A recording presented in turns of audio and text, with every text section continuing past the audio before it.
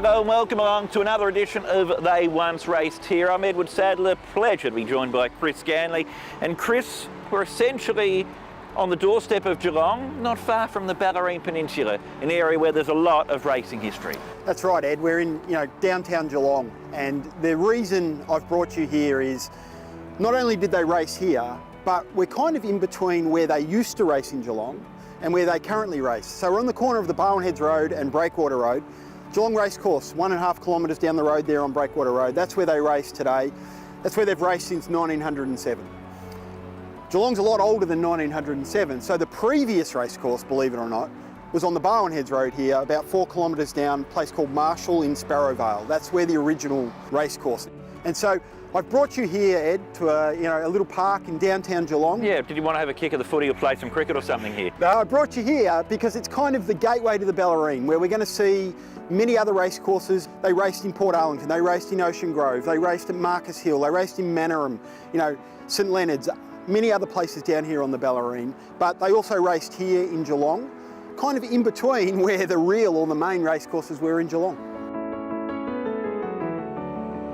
So Chris, you've given us the address of where we are. Now in New York there's the famous Belmont Racecourse. Perth has its Belmont Racecourse. And here we are at what was the Belmont Racecourse of Geelong. We are. So yes, the Belmont Recreation Reserve, now the South Barwon Reserve, was a racecourse. They raced here for about 20 years, starting in 1927 through to 1946.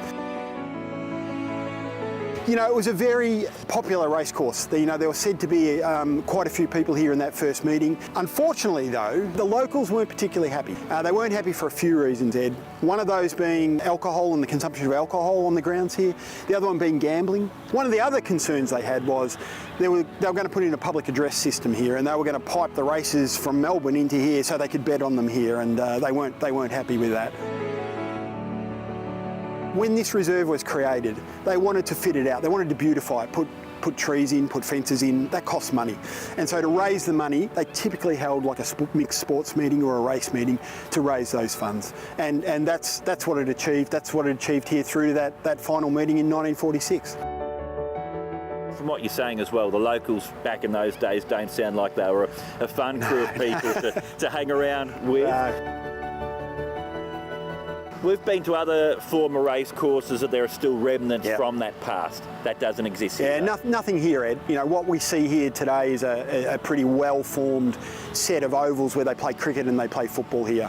Nothing is really left. We know where the gates were and we know where they entered into here.